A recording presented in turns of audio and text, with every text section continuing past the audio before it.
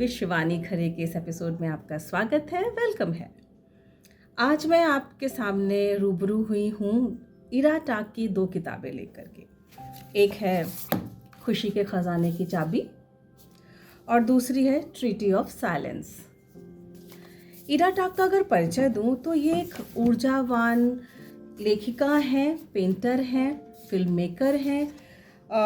हर तरह के जो क्रिएटिव फील्ड हैं उसमें लगातार सृजनशील हैं। इनकी अभी तक कई किताबें आ चुकी हैं, इनके 10 पेंटिंग के सोलो एग्जीबिशंस हो चुके हैं और कई शॉर्ट फिल्म्स भी बना चुकी हैं। ये कुछ अवार्ड्स भी पाए हैं इन्होंने और ये JLF जैसे एक प्रेस्टिजियस फिल्म लिटरेरी फेस्टिवल्स में भी इनका लगातार शिरकत रहती है। इनके खुशी के ख़जाने की चाबी जो है, ये दोनों किताबें असल में ट्रीटी ऑफ साइलेंस और खुशी के ख़जाने की चाबी प्रभात प्रकाशन से प्रकाशित हुई हैं। इसमें से मैं आपके लिए एक छोटा सा अंश पढ़ना चाहती हूँ।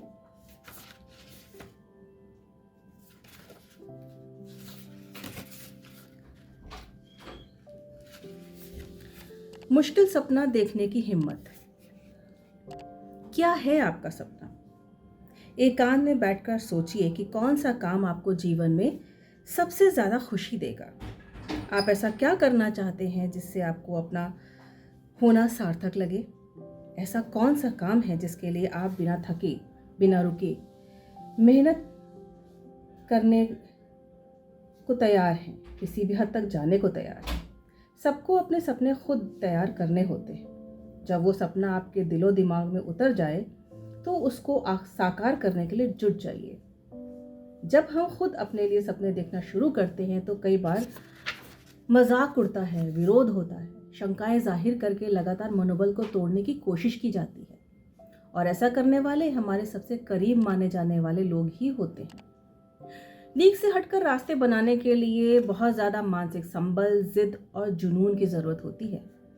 जो लोग दुनिया, समाज, घरवालों के थोपे हुए सपनों और फैसलों को नकार कर अपने फैसले, अपने रास्ते बनाना चाहते हैं, उन्हें पागल या बागी कहा जाता है। पर जब उस रास्ते पर वो कुछ ऐसा कर जाते हैं कि बाकी लोग उनके उस रास्ते पर चलना चाहें तो वह वाजिब हो जाते हैं। दुनिया की रीत है, चढ़ते सूरज को सभी सलाम करते हैं। खुद के रास्ते बनाने में मेहनत और ख़तरे काफ़ी ज़्यादा होते हैं, लेकिन अनछुए रास्तों पर ही बेशकीमती चीज़ें हासिल होती हैं। क्या है जो आपको रोकता है? लोगों के पास अपने सपनों को पूरा न कर पाने के लिए हज़ारों बहाने होते हैं। वे सिर्फ परेशानियों का रोना रोते हैं, पर सपनों की तरफ एक कदम बढ़ाने का साहस नहीं जुटा पाते हैं।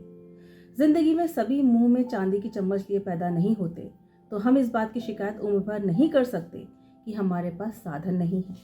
मेहनत करके हमें अपनी चम्मच खुद खरीदनी होगी।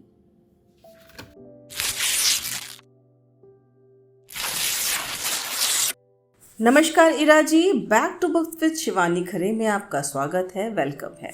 नमस्कार शिवानी। मैं कुछ छोटे छोटे से सवाल लेके आई हूँ अपने पॉडकास्ट के लिसनर्स की तरफ से। तो मेरा पहला सवाल रहेगा, आप कई विधाओं में काम करने का अनुभव हासिल कर चुकी हैं अब तक, तो फिर आपने अपनी बात कहने के लिए किताब का माध्यम ही क्यों चुना? किताब लिखना मेरे लिए इस तरह है जैसे कि मैं अपने घर में बैठी हूँ सुकून से, और ये मेरे मूल स्वभाव से बहुत मैच करता है। मैं इंट्रोवर्ट हूँ बचपन से ही। तो सबसे अच्छा मुझे अगर मैं बोलूँ या सबसे बेहतर मैं खुद को जो एक्सप्रेस कर सकती हूँ वो किताबों के माध्यम से कर सकती हूँ जी। और अक्सर मैंने पहले पेंटिंग्स भी बहुत करती थी, तो पेंटिंग्स में ऐसा था कि मैं जो रंगों में अपनी बात एक्सप्रेस नहीं कर पाती थी वो शब्दों के थ्रू एक्सप्रेस करती थी। तो मेरे लिए ये एक ऐसा माध्यम बना, तो एक दूसरे से जुड़े हुए हैं जी। और किताबों ने मुझे बहुत लोगों तक पहुंचाया, बहुत दूर दूर तक पहुंचाया और मेरी लिखी लाइंस लोगों तक पहुंची। और अगर किसी भी एक पाठक की एक टिप्पणी भी आती है कि आपकी इस किताब से मैं इंस्पायर हुआ या इंस्पायर हुई है, इस लाइन से मुझे मोटिवेशन मिला, तो मेरे लिए एक इनाम जैसा है। मुझे लगता है कुदरत की आमद है, कुदरत का आशीर्वाद है मेरे लिए। तो जो उनका कुदरत का इशारा है उसके हिसाब से मैं काम कर रही हूँ, और जी। तब तक मिलता रहेगा इशारा, किताबें लिखती रहूँगी। आमीन। अच्छा, क्योंकि आप प्रेम कहानियों से लेके सेल्फ हेल्प से लेके अब हॉन्टेड स्टोरीज, हॉरर तक जा चुकी हैं, और आप सेल्फ लर्निंग की तरफ भी बहुत सारी चीज़ें कर रही हैं जैसा मुझे पता चला है। तो किताबों का विषय और जॉनर आप कैसे चुनती हैं? जॉनर मैं नहीं चुनती हूँ, मुझे लगता है कि जॉनर जो है वो खुद मुझे चुनता है। जी। और जैसे हम कहते हैं ना कि लेखक कहानी की तलाश में रहता है, उस तरह कहानियाँ भी लेखक की तलाश में रहती हैं। तो मैं तो हमेशा यही सोच के लिखती रही।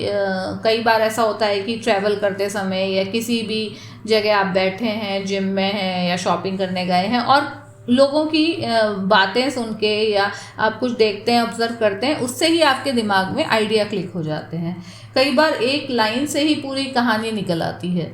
तो मैं तो ये मानती हूँ कि हम जैसे तितलियों की तलाश में रहते हैं, उसी तरह लेखक कहानियों को पकड़ने की तलाश में रहता है, जैसे हम तितलियाँ पकड़ते हैं उस तरह। तो जॉनरा मैं हर जॉनरा में ट्राई करना चाहती हूँ, क्योंकि मुझे सबसे मेरा फेवरेट तो रोमांस है ही।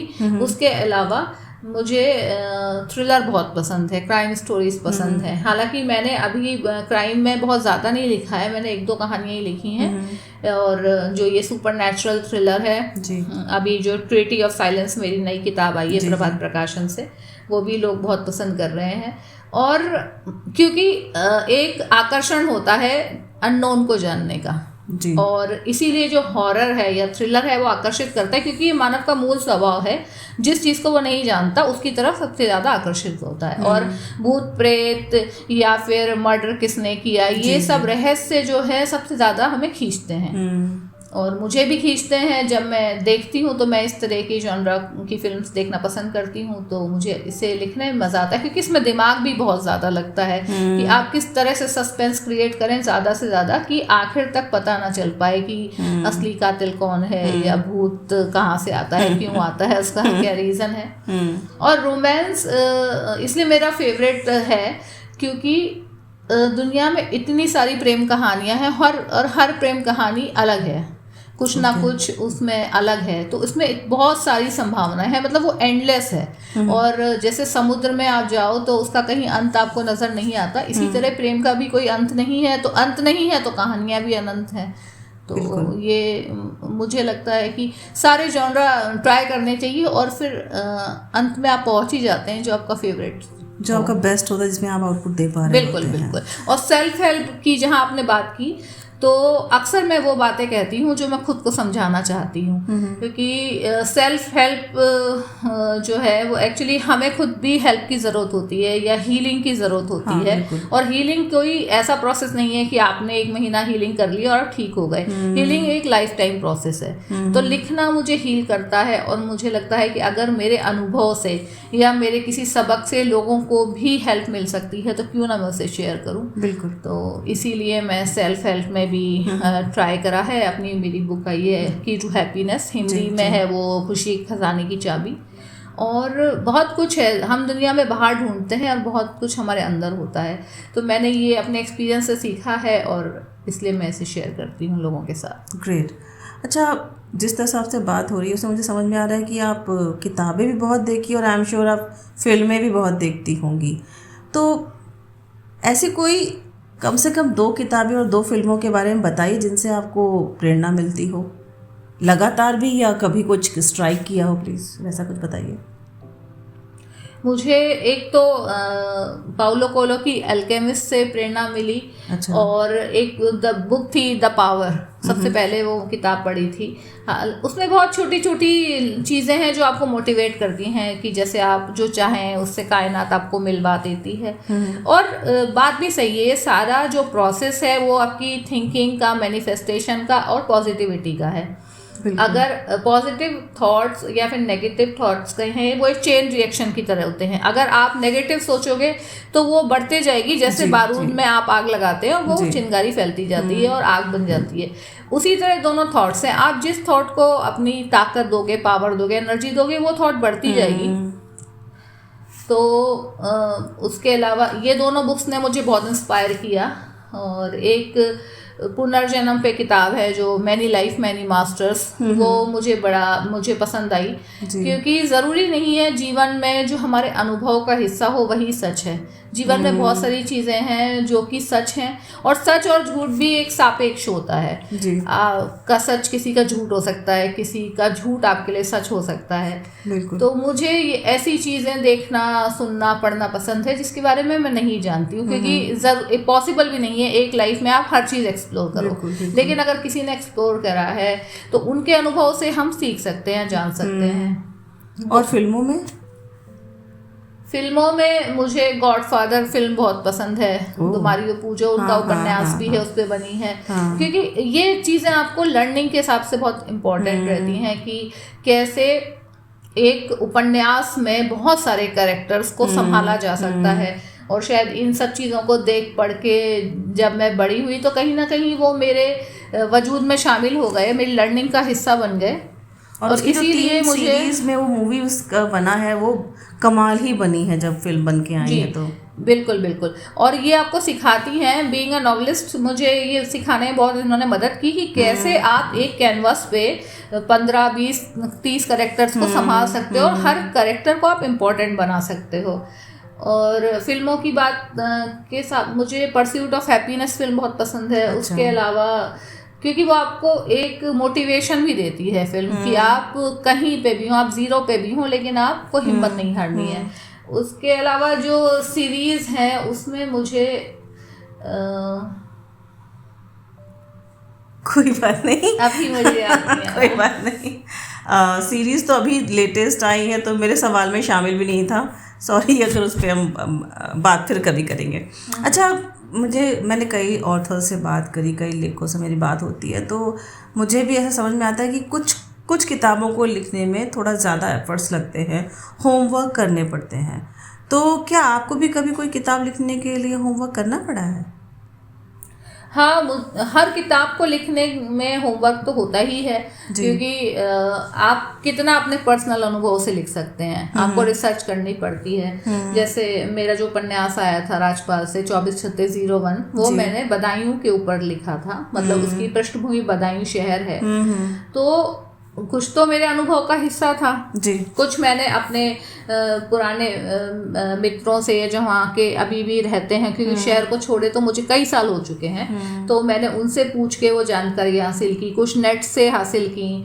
तो रिसर्च तो हर काम में लगती है। उसके अलावा मैंने और बहुत सारे जैसे ऑडियो स्टोरीज लिखी, तो उसमें भी अगर मैं किसी डॉक्टर का कैरेक्टर लिख रही हूँ तो मैं बहुत सारे डॉक्टर्स से बात करती हूँ, उनकी दिनचर्या जानने की कोशिश करती हूँ। अगर कोई कैरेक्टर वकील है तो मैं अपने लॉयर दोस्तों से उनसे बात करती हूँ, क्योंकि हर इंसान का बचपन अलग होता है, उसकी अपब्रिंगिंग अलग होती है, और उसके जॉब और प्रोफेशन के अलावा के हिसाब से उसकी थिंकिंग भी अलग होती है।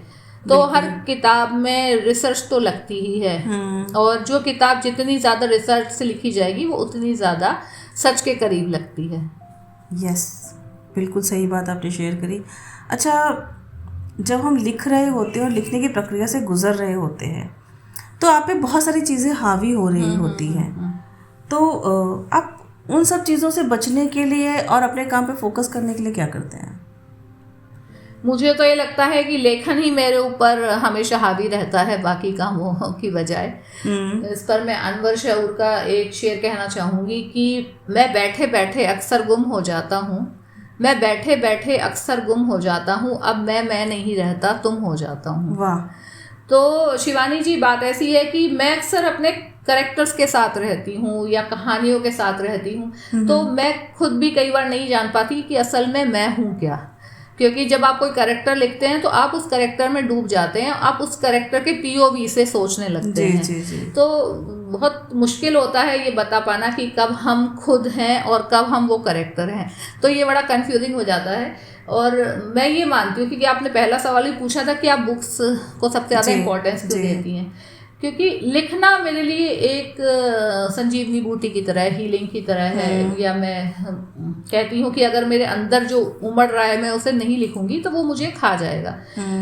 तो ये सारे करेक्टर्स जो हैं उनको लिखने में एक अलग तरह का मज़ा आता है। और मतलब मैं इंट्रोवर्ट हूँ तो मेरी एक अलग, मैंने इनके साथ दुनिया बना रखी है और मैं उस दुनिया में बड़ी खुश रहती वो हूँ। दुनिया आपको बाकी दुनिया से खींच के वापस आपके काम पे फोकस करा काम पे देती है। फोकस कराती है और वो विचार मुझे हमेशा मेरे दिमाग में चलते रहते हैं। ये एक ब्लेसिंग भी है और कई बार ये कर्स भी है। हाँ, कई बार होता होगा कि आप बाहरी दुनिया के साथ इंटरेक्ट कर रहे होते हो लेकिन आप अंतर की दुनिया में घूम रहे होते हो, वही बैठे बैठे गुम हो जाता हूँ और लोगों को लगता है कि आप इंटरेस्ट नहीं ले रहे हो, पर उनको ये नहीं पता कि एक राइटर की एक स्वभाव हो जाता है, ये कह लो कि उस पे एक कर्स होता है कि वो अपने आप में ही ज़्यादा गुम रहने लगता है, क्योंकि उसके अंदर बहुत सारे कैरेक्टर्स होते हैं, वो अकेला कभी नहीं रहता है।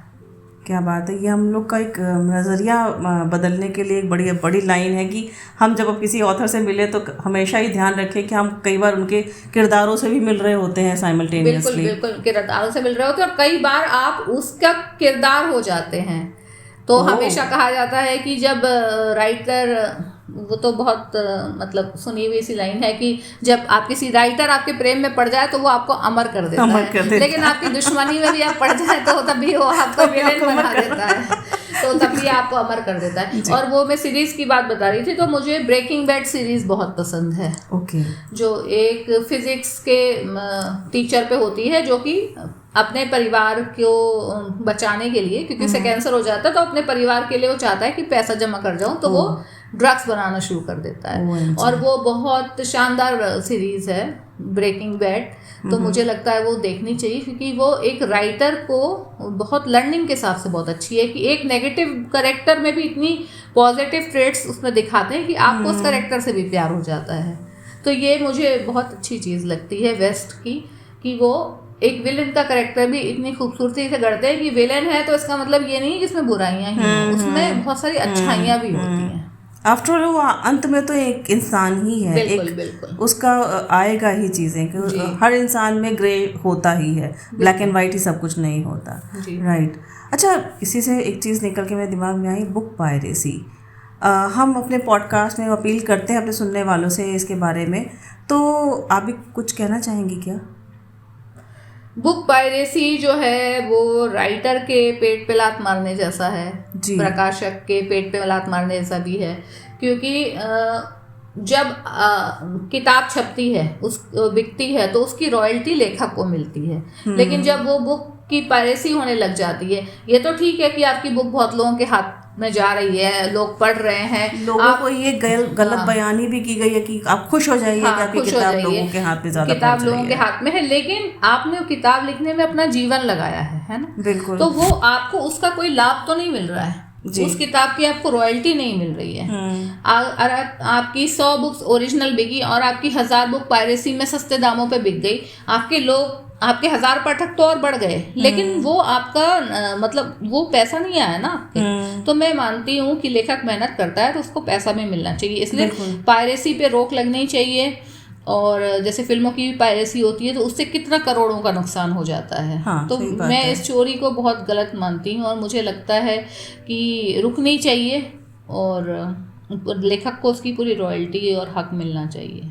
बिल्कुल ठीक, मैं भी आपके बात से सहमत हूँ। और इसमें मेरे एक ऑथर थे अंकुर वारिकू, मैं इस बात को बार बार रिपीट करती हूँ क्योंकि हो सकता है वो मेरे कुछ लिसनर्स को आगे के लिए थोड़ा सा प्रेरित कर सके कि अगर आप इकट्ठे मिलके अगर एक व्यक्ति अकेले किताब नहीं खरीद सकता कोई, तो आप फ्रेंड्स मिल करके किताब खरीदिए और उसको जैसे आप जब एक साथ मिलके एक पिज़्ज़ा खाते हैं, बुक क्लब बना लीजिए और रोटेशन में लेके आप एक किताब को, कि किताब एक बार पढ़ने के बाद दोबारा कुछ समय बाद पढ़ने का मन करता है, तो आप उसको ऐसे रोटेट पे रख करके और उसमें छोटा छोटा पार्ट अपना ऐड करके आप एक किताब खरीद के कर सकते हो। तो ऐसा नहीं कि नहीं की जा सकती है। और बिल्कुल हम जब लोग 200-300 रुपए की कॉफ़ी पी सकते हैं तो 100-200 रुपए की किताब क्यों नहीं खरीद सकते? और वो किताब तो हमेशा के लिए ही रहती है। हाँ, आप उसे पढ़ें, आपके घर वाले पढ़ें या आप किसी दोस्त को दे दें, तो अगर वो किताब अच्छी है तो उसके विचार दूर दूर तक पहुंचते हैं। और बड़ी अजीब बात है कि आपका जो सबसे प्रिय लेखक होता है आप उसी को सपोर्ट करना बंद कर देते हैं और आपको पता ही नहीं चलता जब आप बुक खरीदते हैं तो। बिल्कुल। और उसके अलावा जो है, मैं ये इस बात पे भी और जोर देती हूँ कि आपको किताबें खरीद के पढ़नी चाहिए, वरना अक्सर लेखक अपनी किताब बांटते रहते हैं या फिर पीडीएफ मांग ली जाती है। पीडीएफ मांग ली जाती है, लेकिन क्यों नहीं आप किताब खरीद के पढ़ सकते हैं। अगर आप किसी को पसंद करते हैं, आप कोई दोस्त है, तो आप उसके लिए 200-500 रुपए तो खर्च कर सकते हैं। हाँ, इस चीज़ को लेके मुझे कई बार सोशल मीडिया पर बड़ी अच्छी एक पहल दिखाई पड़ती है कि लोग आपस में, अगर कई लेखक मित्र हैं तो वो आपस में एक दूसरे की किताब ही खरीद के एक दूसरे को प्रमोट कर रहे हो, तो वो भी एक हेल्दी परंपरा के तौर पर देखा जा सकता है। अगर खरीद सकती हूँ तो मैं अपने दोस्तों की भी किताब खरीद के पढूं। जी। और अगर मेरे पास किताब आती है, ये भी एक इम्पॉर्टेंट बात है। अक्सर मैंने देखा है कि लेखक किताबें भेजते हैं, अपने खर्चे पे भी भेजते हैं या प्रकाशक कॉल पे भेजते हैं, तो जिसके पास वो पहुंचती है वो उस किताब के बारे में कभी लिखते नहीं है। जी। तो मुझे ये चीज़ थोड़ी सी ठीक नहीं लगती। मुझे लगता है कि अगर आपको कोई इस काबिल मान के आपके पास किताब भेज रहा है, तो आपको कम से कम एक उसके लिए पोस्ट तो लगानी ही चाहिए, ताकि उसका प्रमोशन हो। और मेरी भी खुद ये कोशिश रहती है कि मेरे पास भी कई लोग अपनी किताबें भेजते हैं, तो मैं ज़रूर, चाहे वो पूरी पढ़ पाऊँ या ना पढ़ पाऊँ, लेकिन मैं उसकी एक आध पोस्ट ज़रूर लगाती हूँ, क्योंकि हो सकता है कि आपके नेटवर्क में कोई 1-2 पाठक उसके हों, जिनको तक उनकी इन्फॉर्मेशन ना पहुंची हो, किताब को और नए पाठक भी मिले। तो मैं अगर अपने पाठकों के साथ वो इन्फो शेयर करती हूँ, तो ऐसा नहीं है कि मेरे पाठक मुझसे छूट के वहां चले जाएंगे। उससे है कि मेरे पाठकों को और एक नई जानकारी मिल जाएगी, एक और नया लेखक मिल और जाएगा। वो इम्पोर्टेंट है कि हम एक दूसरे को सपोर्ट करें, चाहे कोई बड़ा लेखक हो चाहे छोटा हो, क्योंकि सभी कभी ना कभी जीरो से शुरू करते हैं। तो मेरा ये मानना है कि आप अगर ऊपर हैं तो हाथ पकड़ के अगर किसी को ऊपर खींचेंगे, बढ़ाएंगे, तो आप उसमें नीचे नहीं गिरेंगे। क्या बात कही है, बहुत ही सुंदर। Thank you Ira ji, thank you so much हमें समय देने के लिए। थैंक यू शिवानी जी, आपका भी बहुत शुक्रिया। अभी आपने सुना, क्योंकि हमने उसको ऑडियो फॉर्म में ही रिकॉर्ड किया था, तो ईरा टाक से बातचीत एपिसोड को अंत में ले जा रहे हैं, लेकिन हम साथ में उनकी ट्रिटी ऑफ साइलेंस से भी एक अंश आपको पढ़ के सुनाना चाहते हैं। घंटों हाईवे पर दौड़ाने के बाद उसने पुल के पास अपनी कार रोक दी। कार का शीशा नीचे कर गर्दन बाहर निकाली। दिसंबर की तेज बहती ठंडी हवा उसके चेहरे पर नुकीले कांटों की तरह चुभी। बारिश होकर बंद हो चुकी थी। भीगी हुई रात के लगभग 2 बज रहे थे। झींगुरों और बरसात में उफनती नदी की आवाज मिलकर भयानक सुर पैदा कर रही थी। आसमान से चांद गायब था। बचे खुचे सितारे बादलों को ओढ़े दुबके पड़े थे। घुप अंधेरा था। बस थोड़ी बहुत रोशनी उसकी गाड़ी की हेडलाइट से ही थी। उसने कार का दरवाज़ा खोलकर बाहर निकली ही थी कि एक ट्रक तेज रफ्तार से साथ गुजरा। हवा के तेज झोंके से उसके बाल मुंह पर आ गए। ब्रेक लगने की तेज आवाज आई और ट्रक आगे जाकर खड़ा हो गया। एक सरदार उससे अपनी तरफ आता दिखाई दिया। उसके हाथ में टॉर्च थी। वह डर से अपनी जगह जैसे जम गई थी। कंबल ओढ़े सरदार पास आ गया। उसके चेहरे पर गहरे हैरानी के भाव थे। ओ पुत्र जी, तुसी इन्नी रात नूं इत्थे क्यों रुक गए हो? गड्डी खराब हो गई? नहीं, उसके मुंह से इतना ही निकल पाया। कोई परेशानी है ता मैनू दस। वह थोड़ा पास आया। शराब की गंध मीठी के नथनों में दाखिल हुई। एक बार को तो वह भीतर से सिहर गई और उसने हिम्मत जुटाकर कहा, बस ऐसे ही रुक गई थी, पानी देखने। सरदार भला आदमी मालूम होता था। उसे लड़की की वाकई फिक्र हुई थी। वह बोला, इन्नी रात नू कल्ले कुछ भी हो सकता है। ये रास्ता बड़ा खतरनाक है जी। ये नहर कई लोगों की जान ले चुकी। भूत प्रेत है जी यहाँ। वह इंसानों से इतनी सताई जा चुकी थी कि अब उसके मन में भूत प्रेत का कोई डर नहीं बचा था, बल्कि उसे सामने खड़े हुए आदमी से ज्यादा डर लग रहा था। वह कुछ ना बोली तो सरदार जी फिर बोल पड़े, पुत्र जी तुसी कित्थे रंदे हो? कहीं छोड़ना है तैनू? वह सरदार जी के सवालों का जवाब नहीं देना चाहती थी। वह वापस कार में बैठ गई। थैंक यू सरदार जी, मैं घर जा रही हूँ, आप परेशान ना हो, कहते हुए वह कार में वापस आ गई और कार का दरवाजा बंद कर लिया। चंगा जी चंगा, रब राखा। हवा में हाथ उठाते हुए सरदार जी अपने ट्रक की तरफ मुड़ गए। लड़की ने कार लॉक की और कुछ सेकंड सामने घूरते रहने के बाद कार वापस घुमा ली।